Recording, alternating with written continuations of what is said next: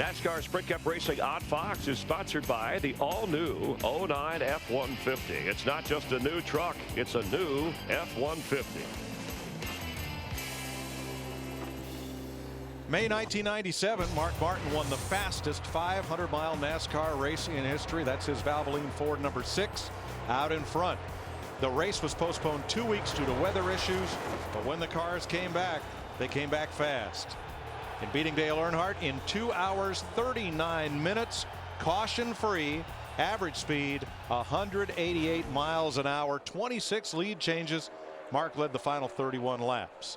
You want to win a Ford Fusion? Log on to WeRaceYouWin.com to see how.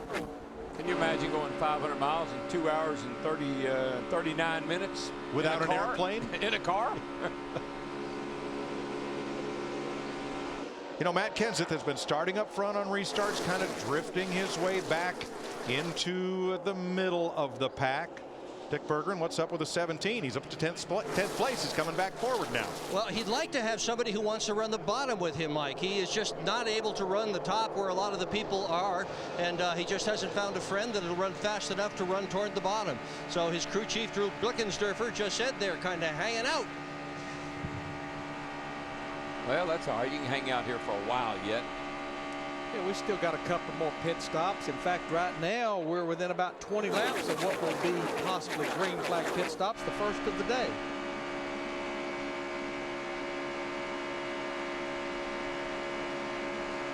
Dale Earnhardt Jr. in that 88 car looks like he's found a friend with Jeff Burton in the 31. Jeff is still 1 lap down, but Burton's going to push Earnhardt Jr. Look at the push they're getting through turn 1 and 2. You can see it right there. 197 miles per hour through the corner. Whoa. Actually, Jeff Burton has a hood pin out. You remember they had to go underneath the hood to change that alternator. I saw that, Larry, but there's something about this race car and 2 cars when they get hooked up. Now, we just talked about Matt Kenseth hanging out at the back. Look at Matt Kenseth. He is 3rd. But look at these 2 cars here, how they just can open that gap up. What if this was the last lap of the race? You'd be pretty happy about that. I mean, look at that. It was about 6 or 7 miles per hour faster than that group behind him. I mean, look how much distance they put in just a lap. You know what, Larry? I don't think he has a hood pin out. I think they must have opened the hood. The guys that closed it back, the crew that closed it back, they had one in their hand, and they just slid it in there and left the other one, let it hang on the dangle on the cable. Yeah, you normally have 4 all the way across the front.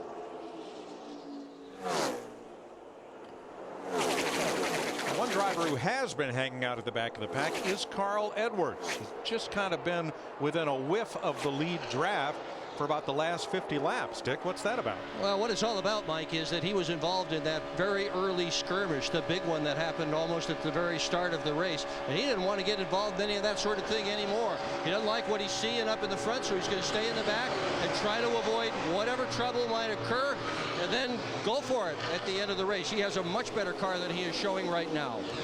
Well, it looks like that strategy maybe bit Larry Carter and Paul Menard. Remember, they stayed out on the last stop. They've not been to pit road since lap 62. They're having to make a green flag stop.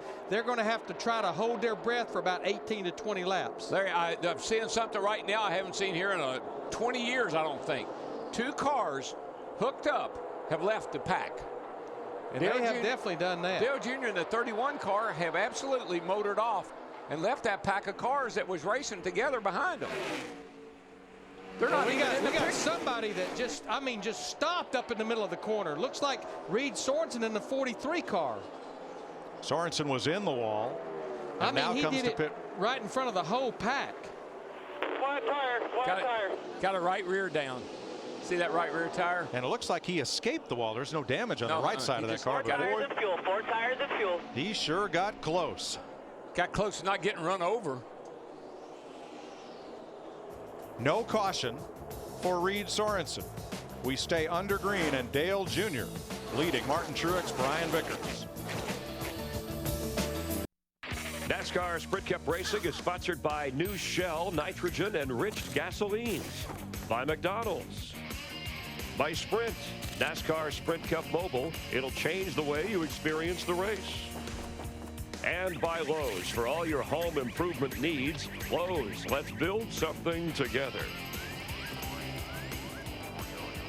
Martin Truex Jr., your leader. Moments ago, Joey Logano was up to the front, but as you know, at Talladega, quickly dropping to the back. We've had 19 leaders and 36 lead changes, the most so far this year. And moments ago, Elliott Sadler, who had been involved in the earlier wreck and has led 12 straight races here at Talladega, scraping the wall at high speed, but somehow maintaining position.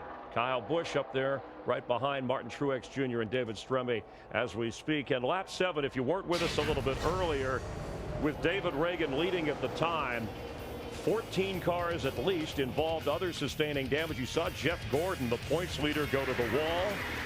Mark Martin involved as well. Gordon has returned. Mark Martin done for the race, along with David Gilliland, Scott Riggs, Jamie McMurray, and Clint Bowyer, because of this pile-up. That's what Talladega is known for, the big one. Definitely for the big one there. This is on board with Jimmy Johnson, who does a great job getting to the bottom of the racetrack and avoiding all of this, give himself an opportunity. He's currently running 5th.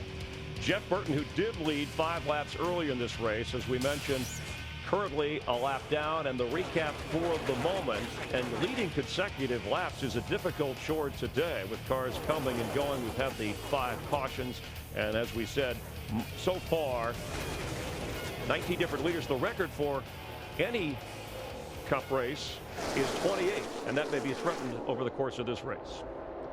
Definitely so right now. And you got a car up front right now that's still a lap down, but being pushed by our leader right now, which is Martin Truex Jr. A moment ago, his name is David Stremme, but you see Jeff Burton in that 31 car out front.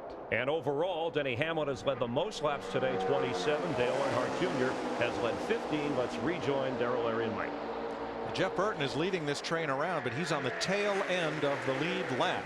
They had an electrical problem, lost 3 laps in the pits, got 2 of them back by the lucky dog, and now he's out in front of Martin Truex, which would put him on the tail end of the lead lap should the caution fly.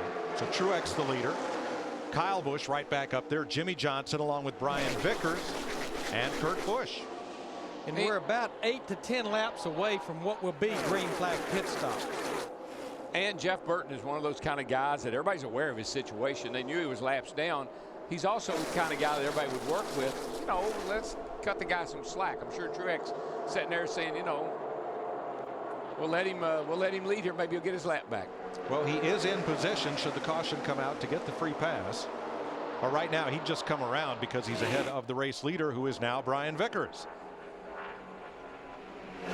Vickers to the inside. Dick Berggren overheard that if they could get a long caution and do a little body work on the nose of that car, they could be really fast. Look at the right front of Vickers, number 83. So 121 laps complete in Talladega. Vickers led that lap. Pit stops coming soon.